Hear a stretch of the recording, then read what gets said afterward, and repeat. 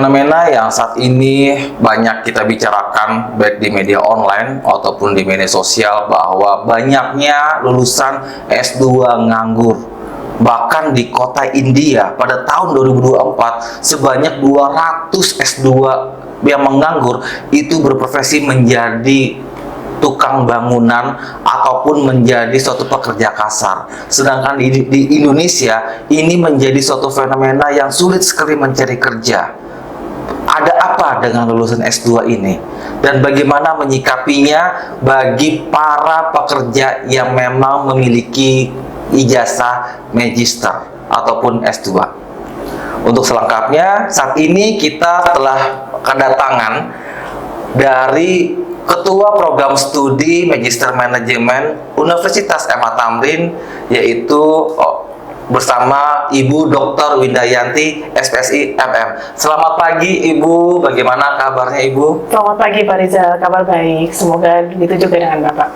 Iya, Ibu, sesuai dengan tadi prolog yang saya sampaikan bahwa fenomena ini sangat tajam sekali terdengung di berbagai macam media online ataupun di media sosial, media massa. Ya, Bu Winda. Ya. Apa sih value dari Magister Manajemen Universitas M.A. Thamrin? Value Magister Manajemen dari UMHT ya, baik. Sebenarnya menarik sekali karena dari semua S2 itu masing-masing pasti ada keunggulannya dan sebagainya. Keunggulan di kita ada, tapi kita ada khusus sendiri yang memang membuat nanti lulusan dari S2 UMHT akan mengerti apa sih masuk dari S2 ini yang mereka makin memiliki value tersendiri berdasarkan karakter dari Magister Manajemen tersebut. Betul. Value-nya ini ada 5, Pak Rizal, seperti itu. Yang pertama kita nanti ada real case study and practice, lalu yang kedua ada expert knowledge sharing, yang ketiga ada student active learning, lalu yang keempat ada studium generale, dan yang kelima adalah experience learning.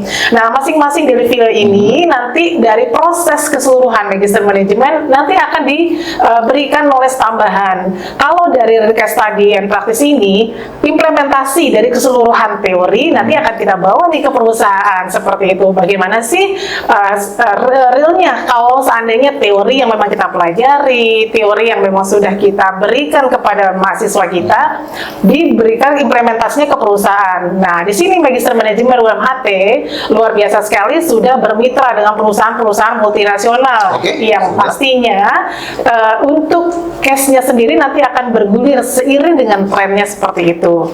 Wow. Lalu ada lagi nih Pak, kalau terkait dengan value ya, nanti ada expert knowledge sharing dan studium generale. Itu masing-masing nanti akan dari perusahaan yang memang bermitra dengan kita akan memberikan knowledge-nya, sharingnya seperti apa sih. Lalu untuk yang studium generale nanti akan ada kerjasama antara praktisi dengan akademisi yang nanti memberikan output tertentu untuk mahasiswa Magister Manajemen tersebut. Ya, Bu Winda. Ya. Berbagai macam universitas yang membuka program studi Magister Manajemen tentunya mereka sering mendeklar bahwa kampusnya ini mengikuti dari industri dan bisnis yang ada. Ya. Dari kelima tadi yang saya sebutkan ulang, kayak study, expert knowledge sharing, study active learning, studium generale, dan expert learning, mana nih yang paling banget jitu dan paling banget yang nanti untuk para calon mahasiswa baru yang paling ditunggu-tunggu banget, ini apa nih yang dari antara 5 ini? Itu adalah expert knowledge sharing. Yang pertama, karena semua yang teori yang tadi saya sampaikan dari mulai semester 1 nanti teman-teman mahasiswa mendapatkan beberapa knowledge-nya di sana melalui mata kuliah yang luar biasa menarik sekali semester 2. Lalu di sini lalu langsung nih ada membarengi dengan sharingnya dari masing-masing praktisi. Nah, seperti itu. Lalu yang kedua ini ada studium generale, itu adalah sesuatu yang membuat value lebih dari Magister Manajemen UMHT itu Pak Rizal. Studium generale, bahasa yang mungkin kita kurang umum kali ya. Bisa dijelaskan lebih detail studium generale itu seperti apa? Ya, studium generale. Jadi di perusahaan tersendiri sebenarnya kan mereka implementasi untuk teori kan banyak ya Pak ya. Kalau kita bilang improvisasi, oke, improvisasi per jabatan, per level, decision makingnya pasti ada. Nah, di studium generale ini mereka akan memberikan banyak sekali trik tipsnya di dalam perusahaan bagaimana bagaimana sih supaya strategi bisnisnya berjalan nih terkait dengan konsentrasi yang nanti di Magister Manajemen ada seperti itu. Itu yang membuat nanti perusahaan sendiri tuh lebih excited untuk memberikan sharingnya di sana seperti itu. Itu Studium Generale. Jadi ada beberapa implementasi dari keseluruhan dinamikanya di perusahaan itu, Pak Rizal. Tadi kita bahas tentang strategic bisnis, tentang perusahaan. Bu Winda, di sekitar di bulan April tahun 2024 banyak media dan media sosial atau media online yang mengungkapkan bahwa banyak sekali lulusan S2 nganggur. Ini seperti apa ya Bu Winda ini menanggapi, dan bagaimana dari Magister Manajemen Universitas MH Tamrin untuk menyikapi hal tersebut, fenomena-fenomena tersebut?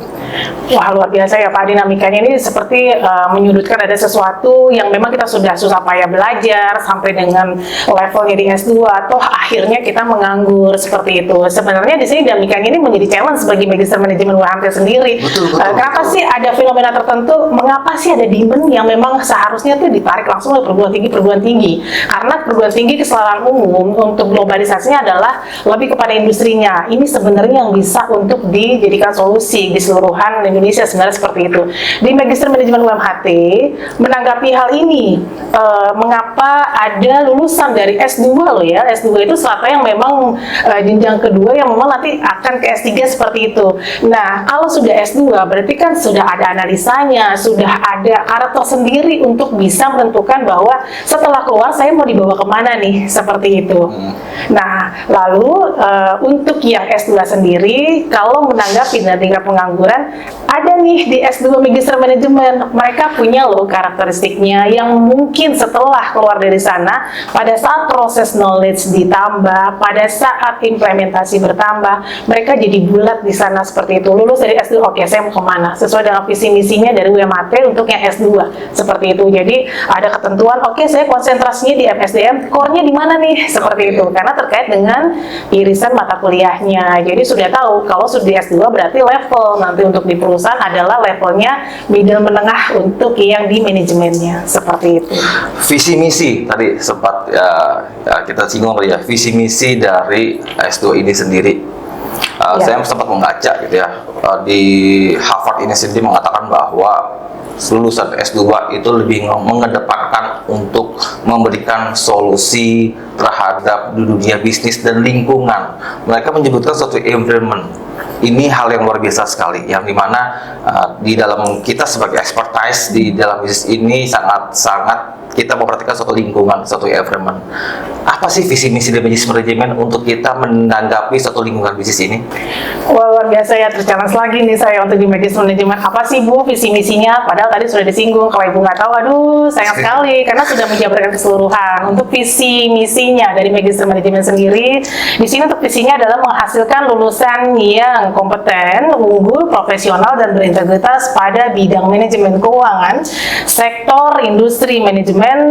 Lalu di sini ada investasi dan pasar modal yang mempunyai daya analisis dan berjiwa kepentingan entrepreneur unggul dalam IPEX dan berbasis konservasi pada tahun 2035. Jadi pada visi ini kita sudah melihat langsung nih dari 2024 untuk 2035 apa sih yang harus kita fasilitasi. Dari visi besarnya UMHT kita breakdown ke bawah untuk yang visi besar. Visi yang besar itu di breakdown ke UMHT, MM-nya adalah seperti ini. Diturunkan kembali ke kurikulumnya dan sebagainya. Inilah mengapa kita bisa menanggapi dinamika untuk yang S2 selesai tidak ada pengangguran, karena kita juga memberikan knowledge bahwa tidak hanya kita menjadi karyawan tetapi kita menjadi bisa entrepreneur. Kita bisa kok buka perusahaan dengan beberapa pengetahuan yang kita miliki, dengan beberapa core yang masing-masing konsentrasi nanti lebih ditinggikan lagi seperti itu. Mereka akan pede di sana seperti itu, Bapak. Ya, di visi ini saya juga membaca ya mengenai unggul dan profesional terkait dengan suatu pengangguran, Bu Winda. Ada kemungkinan nggak sih kalau seandainya sebenarnya itu mereka para lulusan mahasiswa S2 itu dia tidak memiliki senjata tempur. Jadi yang namanya kita tuh melamar suatu pekerjaan, inilah menjadi satu kesalahan ya teman-teman, rekan-rekan, sobat logik, bahwa kalau kita mau S2 tuh kita harus ada memiliki tujuan. ada dua yang memang yang kita dapat sampaikan. Yang pertama itu adalah apakah Anda ingin menjadi peneliti atau ingin berbisnis. Nah, ini sebenarnya mereka tuh kadang bingung. Mereka belum memiliki pekerjaan, mereka S2, lalu mereka memiliki melamar suatu pekerjaan. Itu yang membuat seperti ijazahnya percuma ya di S2 ini gitu. Bagaimana Ibu menanggapi hal tersebut? Ini menarik lagi Pak, karena kalau untuk ijazah S1, S2 malah waktu ada dinamikanya ijazah, mohon maaf sekali ada sesuatu yang bisa diupayakan ada, seolah-olah ada, itu sebenarnya sayang sekali. Karena untuk unggulannya lagi di UMHT ini, kita tidak hanya lulusannya tahu knowledge-nya sesuai dengan konsentrasi, tapi juga kita bekali sertifikasi di sana. Iya, seperti itu. Contohnya nih Pak, kalau untuk konsentrasi MSDM strategi kita sudah memberikan sertifikasi khusus di level menengah ini adalah sertifikasi HR-nya di mana. Karena dari levelnya sendiri untuk HR ada yang staff, ada yang supervisor, ada manager, lalu ada GM. Nah, itu nanti kita bekali di sana dengan standarnya. Memang MM harus memiliki suatu decision making-nya seperti apa. Sertifikasi. Jadi itu menjadi bukti bahwa mahasiswa ini memiliki suatu kehandalan. Betul Pak, betul. Yang diakui oleh nasional Pak, seperti itu. BNSP kami bisa, iya BNSP ini berani keluar ya Pak ya, tapi tidak apa-apa karena memang disitulah penguatan kita. Ada sertifikasi yang secara nasional sudah diakui, secara perusahaan di nasional pun itu harus ada di masing-masing levelnya tertentu. Di pemasaran juga nanti ada sertifikasinya sesuai dengan konsentrasinya. Tidak hanya itu lagi Pak, kita punya asosiasi perkonsentrasi yang nanti mereka akan banyak sekali knowledge-nya seperti itu. Baik. Tadi juga menyebutkan banyak pemasaran. Ya? Boleh silakan Ibu, silakan diminum Ibu. Biar kita lebih menarik lagi kita pembicaraan. Wah, airnya dingin nih Pak. Pasti lah Pak. Manajemen pasaran, manajemen SDM, lalu ada apa lagi Bu konsentrasinya Bu di dalam magister manajemen kesehatan atau tamrin? Nah betul. Jadi di sini ada konsentrasi yang nanti teman-teman mahasiswa bisa ambil nih sesuai dengan saat ini mungkin sudah bekerja di perusahaan dengan jabatan dan divisi tertentu. Itu ada di manajemen strategik bisnis. Artinya kalau sudah manajemen strategik bisnis secara keseluruhan harus tahu nih manajemen untuk implementasi perusahaannya bagaimana. Pada saat turun di divisi itu kan berarti ada breakdown transfer ya, rencana strategik dari perusahaan keseluruhan. Mereka akan mengetahui secara umum strategik bisnis yang dimiliki oleh perusahaan itu seperti apa sih. Nah nanti akan dimasukkan seperti itu. Lalu selanjutnya ada manajemen pemasaran strategik Bapak. Manajemen pemasaran strategik di kita level S2 itu tidak hanya melakukan sesuatu yang secara umum, tetapi sudah tahu kita di bagian pemasaran itu harus memiliki implementasi dan memiliki kontribusi yang besar nih untuk kemajuan performanya perusahaan. Itu nanti akan kita masukkan manajemen strategik yang luar biasa. Nanti ada pemasaran internasional juga Bapak, seperti itu. Lalu selanjutnya ada manajemen SDM strategik. Lagi-lagi kalau tadi sudah disinggung di awal bahwa untuk masing-masing konsentrasi pun ada sertifikasinya, seperti itu. Jadi bagaimana sih pengelolaan SDM di perusahaan tidak hanya menjadi aset tetapi strategik, mitra strategiknya selalu dibawa-bawa pada saat perusahaan untuk rapat pimpinan, strategik bisnis seperti apa, tarik nih SDM-nya, apa yang harus dilakukan oleh SDM agar tetap bisa berjalan seperti itu. Lalu ada lagi manajemen keuangan strategik seperti itu. Untuk manajemen keuangan strategik, nanti teman-teman bisa mengetahui ini bagaimana sih keuangan di corporate itu bekerja strategik mungkin untuk bisa memberikan kontribusi. Tidak juga seperti itu, tidak hanya kalau ada kebutuhan untuk masing-masing divisi, Bapak Ibu mana ininya invoices bagi, tidak hanya seperti itu, tapi tahu pada saat mengeluarkan beberapa angka yang memang harus dikeluarkan oleh perusahaan, ini adalah untuk memberikan kontribusi apa di perusahaan, seperti itu. Ada lagi Pak, manajemen pasar modal. Nah ini unggulan kita sepertinya, seperti itu. Ya, untuk manajemen pasar modal, nah kalau dari tahun 2022 atau 2021 ya Pak ya? 2021. Iya, itu sudah Indonesia sudah tahu untuk pasar modal, untuk saham dan sebagainya itu bekerja seperti apa sih di dalam untuk menunjang masing-masing kebutuhan baik di perusahaan sendiri atau mungkin baik dari pribadi. Nah, itu nanti akan ada di situ. Ada lagi Pak, satu lagi kita ada manajemen rumah sakit Pak. Banyak ya? Luar biasa ya Pak ya? Iya, luar biasa. Karena MM ini melihat dinamika atau demand-nya keseluruhan tren dari 2022 sampai dengan 2035 itu harus seperti apa.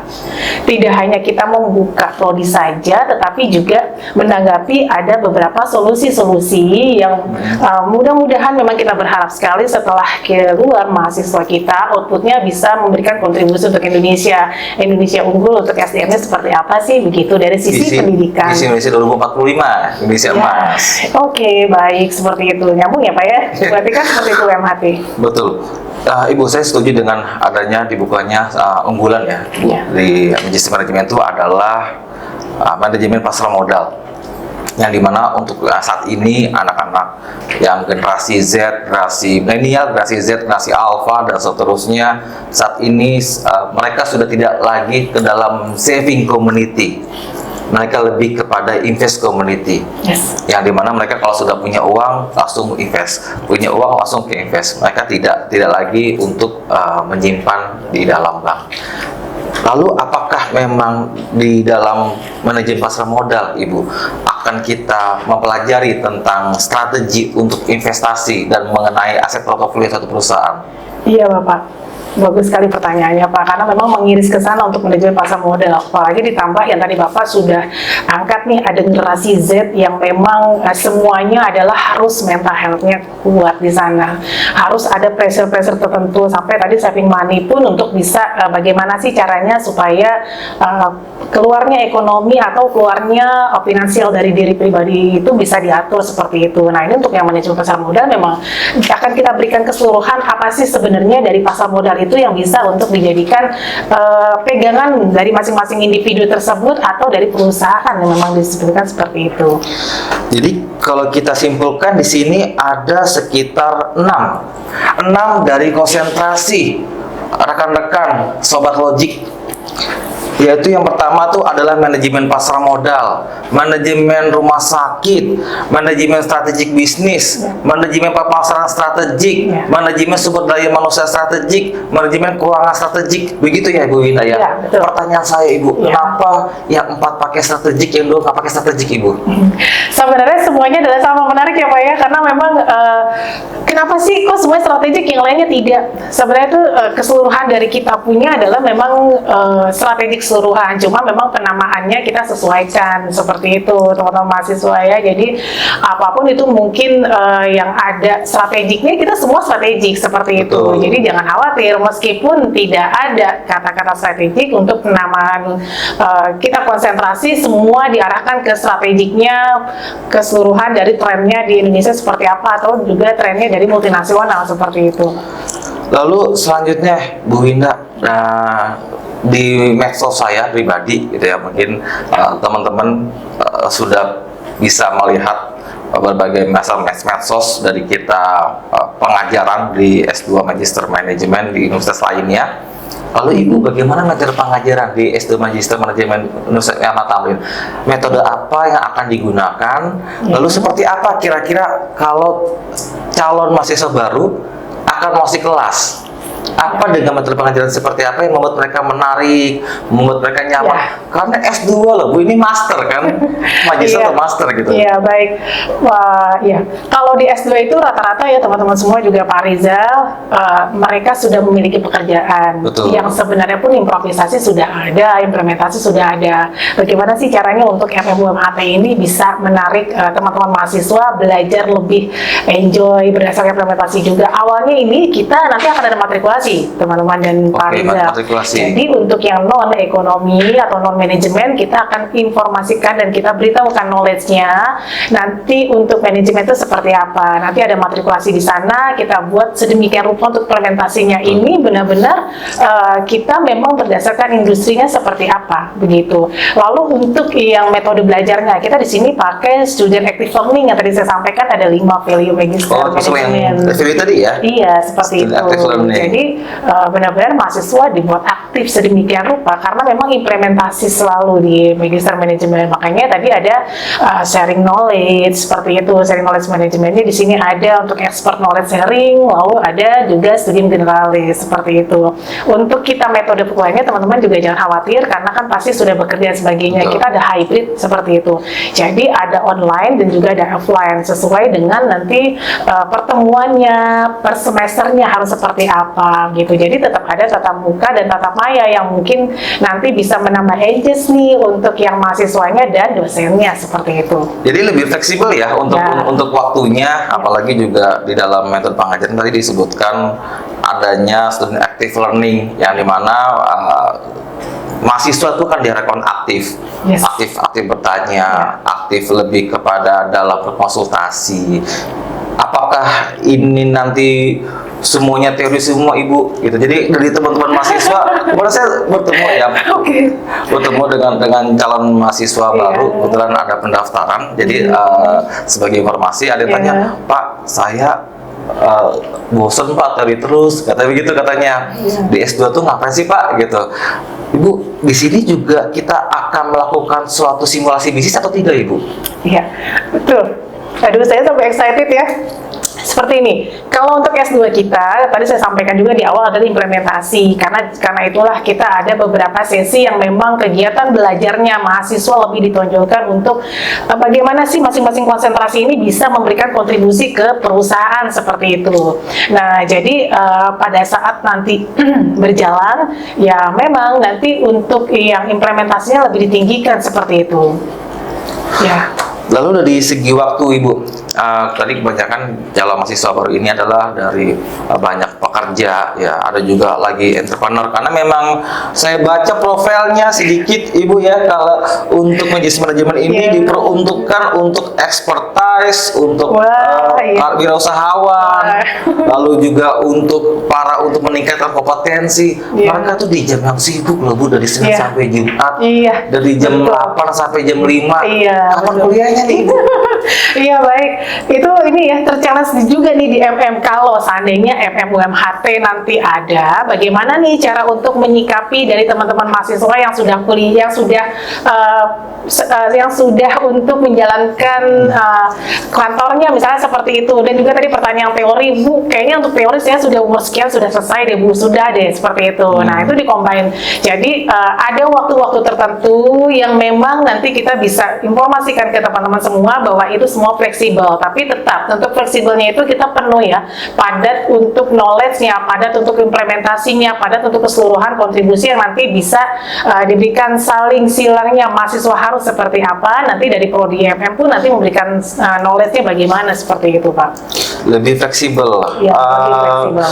Di hari Jumat Sabtu ya Bu ya? Iya, kalau betul. Saya pernah baca dari profilnya. Iya, bagus Pak Rizal, berarti sudah ini ya, tahu untuk sebenarnya UMHT itu nanti untuk kuliahnya seperti apa sih teman-teman juga. Nah, teman-teman nanti bisa pilih nih untuk yang mau kuliah di UMHT kita dengan unggulan-unggulan tertentu saya sampaikan, bisa memilih waktunya Jumat atau Sabtu atau hanya Sabtu saja seperti itu. Karena di kita ini ada yang untuk eksekutif dan untuk yang ada reguler seperti itu. Reguler untuk yang eksekutif masuk ke non reguler ya. Nanti ada masing-masing juga untuk masa perkuliahannya bisa dipilih. Kalau mau 1,5 tahun bisa untuk yang ambil non reguler untuk yang eksekutifnya. Karena di sini pemadatan dari knowledge kurikulum, mata kuliah dan sebagainya ada di sana seperti itu. Jadi ada 2 kelas Bu ya? Ada reguler, ada eksekutif. Bedanya eksekutif dapat lulus 1,5 tahun, yang reguler standar. Berarti standar itu sekitar 24 bulan Bu ya. Kalau seandainya saya mahasiswa reguler Bu, ada kemungkinan nggak Bu kalau saya bisa lulus di 1,5 tahun atau mungkin di 18 bulan? Kemungkinan ya, kalau untuk mahasiswanya bisa mengikuti mata kuliah seperti itu, biasanya ada permintaan dan penyesuaian dulu nih dari prodi seperti itu. Kan dilihat nih nanti dari IPS-nya atau IPK sementaranya, apakah memang bisa mengikuti? Ada SKS yang mengikuti.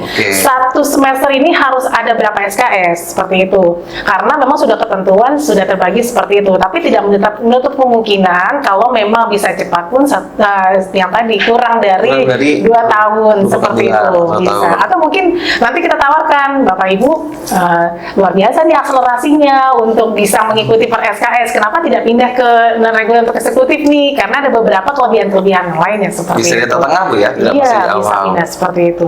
Oh, jadi kalau misalkan di eksekutif akan dibimbing akan lebih intens ya, untuk di dalam Betul. perkuliahannya, Iya. untuk di dalam pengerjaan tesisnya, Iya. gitu Bu ya. Karena di dalam S2 ini tidak ada project Bu ya, hanya tesis Bu ya, dari Iya, seperti aturan dikti Bu ya. Ya. Lalu Ibu, kita tadi berbicara Bu ya dari bagaimana kita ada materi pengajarannya, dari bagaimana dari harinya dan waktunya. Bu, dosennya asik nggak sih Bu? Nah, Di MM ini Bu? dosennya asik tidak sih Bu? Karena saya sudah penat nih di kantor, karena saya Betul. sudah banyak sekali dinamika di kantor. Pengen dong Bu, healingnya itu di kita belajar pada saat kuliah MM. Ya, kita ini dosen-dosennya muda-muda, malah ada yang paling muda tuh kalau teman-teman mungkin saya boleh sebutkan umur juga ya, atau mungkin lahiran tahun berapa tuh, lahiran tahun 86 pun ada di sana, karena bisa mengikuti dengan dosen-dosen yang muda, dan juga ada juga kita imbangi juga dosen-dosen yang memang sudah senior seperti itu ya. Oke. Untuk yang muda pun ini kalau lihat dari nanti teman-teman lihat website MM juga ya, luar biasa loh, di situ ada masing-masing profil dari dosennya, mereka punya kompetensi di luar dari akademisi, praksinya seperti apa. Jadi bisa untuk sharing knowledge-nya atau dan sebagainya, itu luar biasa kuat di sana. Asik nggak Bu? Ya asik, karena mereka sudah terbiasa dengan perusahaan-perusahaan yang mereka juga konsultan juga dan lain sebagainya. Jadi bisa mengimbangi, Bu bisa lo gue nggak ya, itu kita lihat lagi ya. Mungkin kalau secara informal ya kita lihat lagi kan, seperti itu. Intinya pada saat nanti diskusi, nanti pada saat teman-teman juga mau ada sharing apapun, silakan, karena dosen-dosen kita sangat memfasilitasi itu, karena kita memang unggulannya adalah si lulusan nanti dari S2 bisa terimplementasi sesuai dengan apa yang kita harapkan, seperti itu. Dosen-dosennya sudah asik, dosen-dosennya kita sudah bisa untuk mengejar dari ilmu yang sedang saat ini berkembang, fenomena bisnisnya selalu ada, lalu juga dosennya juga bisa buat konsultasi. Bu, saya seperti saya pulang ke satu rumah Bu, seperti home. Iya, oke. Karena ini saya baru melihat keterangan dari Bu Winda saja, itu saya seperti, wah ini sebagai home-nya saya untuk bisa mengeksplorasi semua expertise. Yeah. Makanya wajar menjadi suatu slogannya dari MM itu, home for explorasi expertise and networking. Yes, betul. Bagaimana itu Bu? Apa sih awalnya mengeluarkan slogan seperti itu Bu? Gini ya, kalau di perusahaan karyawan-karyawan yang memang punya job desk-nya luar biasa, 1 sampai dengan 10 yang ingin diminta oleh perusahaan atau manajemen itu luar biasa padatnya, pasti dong ada gap-nya, dinamikanya. Bisa tidak Bu solusinya dari pimpinan pertama atau pimpinan kedua atau lengkap ke pimpinan yang atas? Bisa, tapi ada hal-hal tertentu yang boleh dong, kalau misalnya dari si karyawan ini ada sesuatu yang beda, mungkin saja bisa menjadi inovasi seperti itu. Nah, makanya MM di sini unggulannya adalah kita benar-benar, nah tadi Pak Rizal sudah sampaikan juga, ada home for exploration, expertise, and networking. Aku pengen pulang, pingin sesuatu yang mungkin nanti pulang pun knowledge-nya ada, healing dong. Nah, seperti healingnya ini adalah healing knowledge yang memang nanti akan menjadi bekal tambahan untuk inovasi atau idenya di masing-masing divisi, masing-masing strategik bisnisnya yang berdiri di sana, seperti itu. Sehingga ini menjawab dari pertanyaan kita yang pertama, ya mengenai di fenomena dari S2 yang banyak menganggur, karena di dalam suatu Universitas MH Tamrin itu kita berikan senjata tempurnya. Iya, betul sekali, Pak. Kita untuk bagaimana cara menggunakan senjatanya. Iya, betul. Karena begini Bu, kebetulan dari perusahaan saya ada calon karyawan, dia dari lulusan ada S1, lulusan S2. Ketika saya tanya, kenapa Anda melamar di perusahaan saya? Karena perusahaan itu cuma 2 Bu, yang dilihat. Yang pertama adalah Anda pantas untuk mendapatkan gajinya. Yang kedua, bagaimana Anda dapat meningkatkan keuntungan terhadap suatu perusahaan. Nah, kebanyakan dari calon pelamar, apalagi yang S2, mereka tidak dapat untuk mengeluarkan dan menyebutkan metode-metode apa yang untuk bisa digunakan. Baik. Jadi di dalam Magister Manajemen UMHT ini, apakah akan menjawab seperti itu, Ibu? Iya. Seperti itu. Aduh, menarik lagi pertanyaan ini, menggali keseluruhan dari MMUMHT itu harus seperti apa loh. Jadi teman-teman bisa lihat lagi websitenya dan sebagainya ya, dengan link-linknya juga yang memang nanti tertera di sini.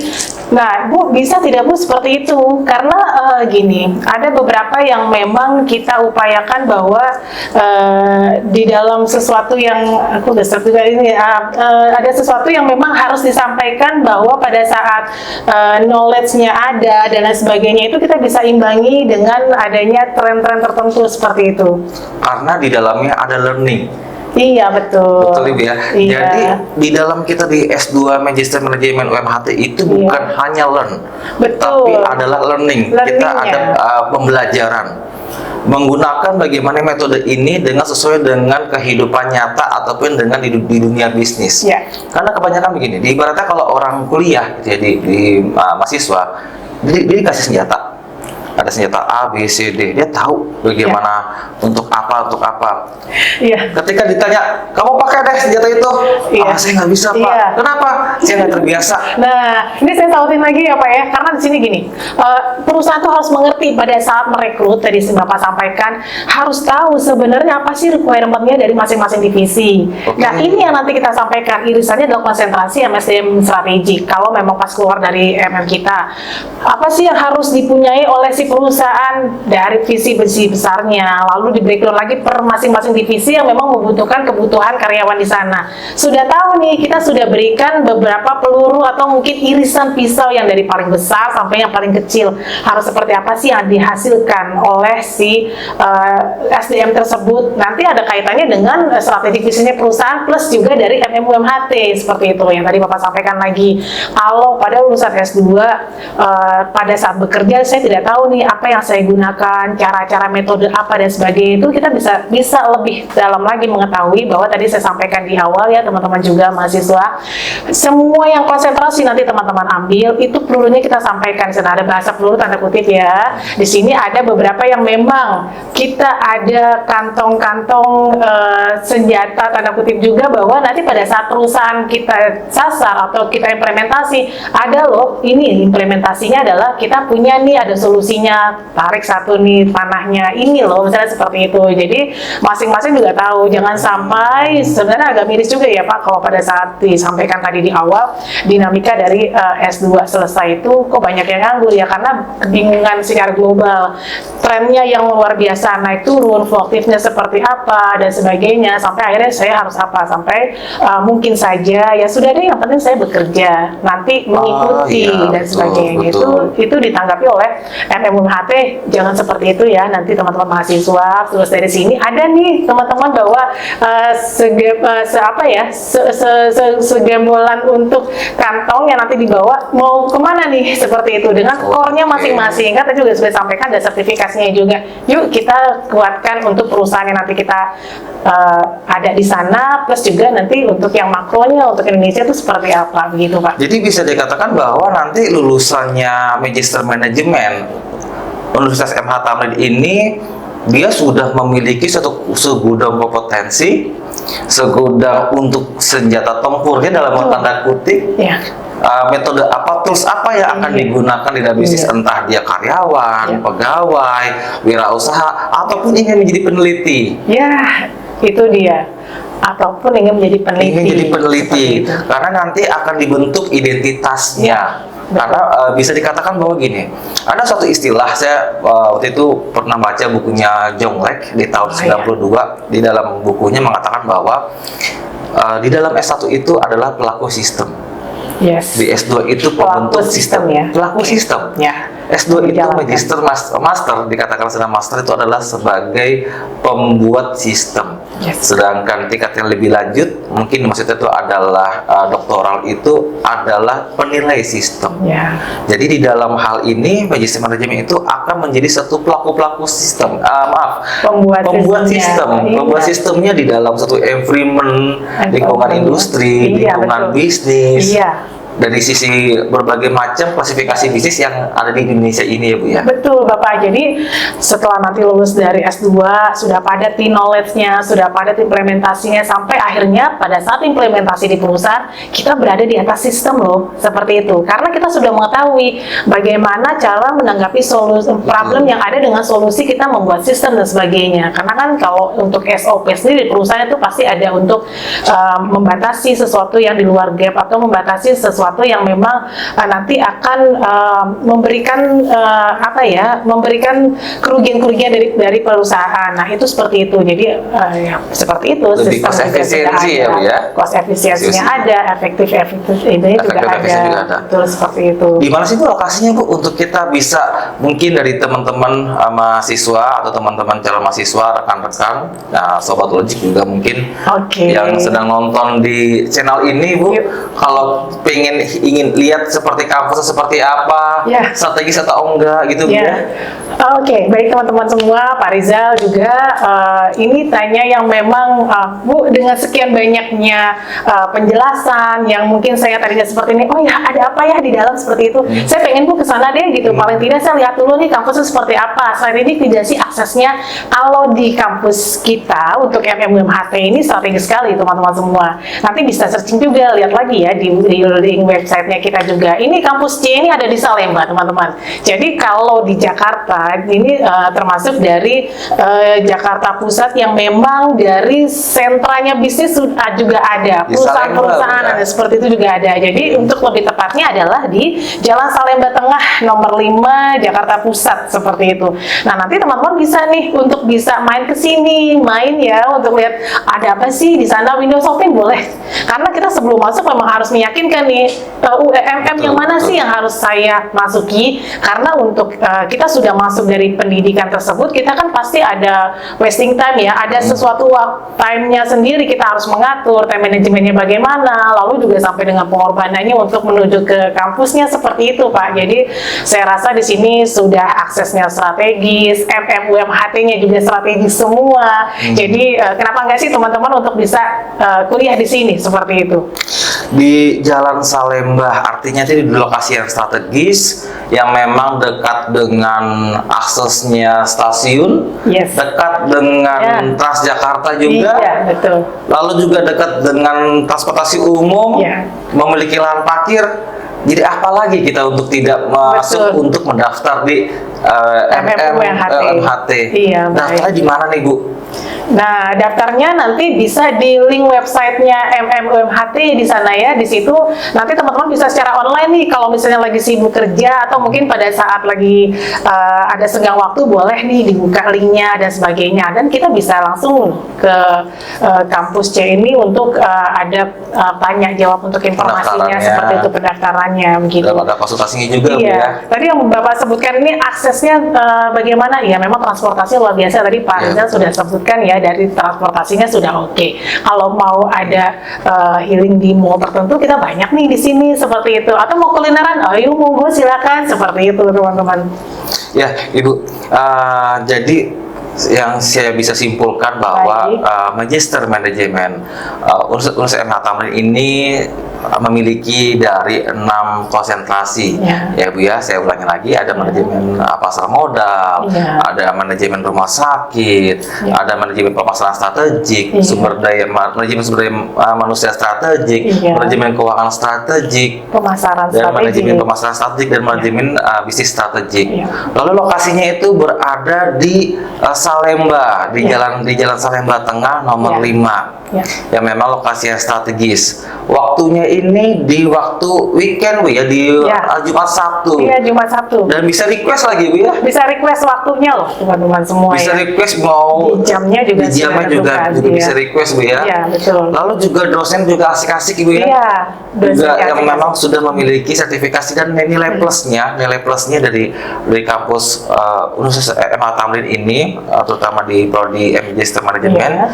Yang nanti luarannya akan memiliki sertifikasi. Nah, sertifikasi ini sangat penting sekali. Yang memang nanti akan digunakan untuk baik di perusahaan yang saat ini telah dijalani, baik yang nantinya bisa untuk meningkatkan karir, atau bagi yang mau mau lompat yang lebih baik lagi itu bisa menjadi pekleringnya Bu ya. Pekleling ya itu selalu pasti Bu, ada nggak sih sertifikasinya untuk menambah indahnya peklering seperti itu kan? Nah itulah di situ. Tapi sertifikasi kompetensi Bu ya? Iya, sertifikasi kompetensi bukan sertifikasi partisipan. Sertifikasi kompetensi ini memang sangat menjadi andalan bagi para semua lulusan baik S1, S2, S3 karena ini bukti menjadi suatu kita keterampilan dan expertise di dalam suatu bidang. Pengakuan ya di sana kalau sertifikasi untuk kompetensi karena memang jabatannya apa, dia punya sertifikasi kompetensi di situ. Nah, why not nanti akselerasi untuk jenjang karirnya luar biasa di situ. Betul. Dan bisa jadi peneliti juga, juga bisa jadi wirausahaan juga, bahkan bisa jadi konsultan juga Bu ya. Oh iya bisa seperti itu. Iya. Karena memang di dalam pengajaran tadi saya lihat tuh ada berbagai macam, ada 5 itu nanti dituntut ya, kita tuntun lagi untuk bisa menjadi lebih expert lagi, lalu kita olah lagi. Pokoknya di sini semua experience dalam pembelajaran itu akan kita dalami lagi. Ya, happy ya untuk ini juga. Untuk happy. Ya rekan-rekan mahasiswa dan Sobat Logik, dan sampai bertemu lagi di UMAT Talk selanjutnya. Salam Kampus Jawara.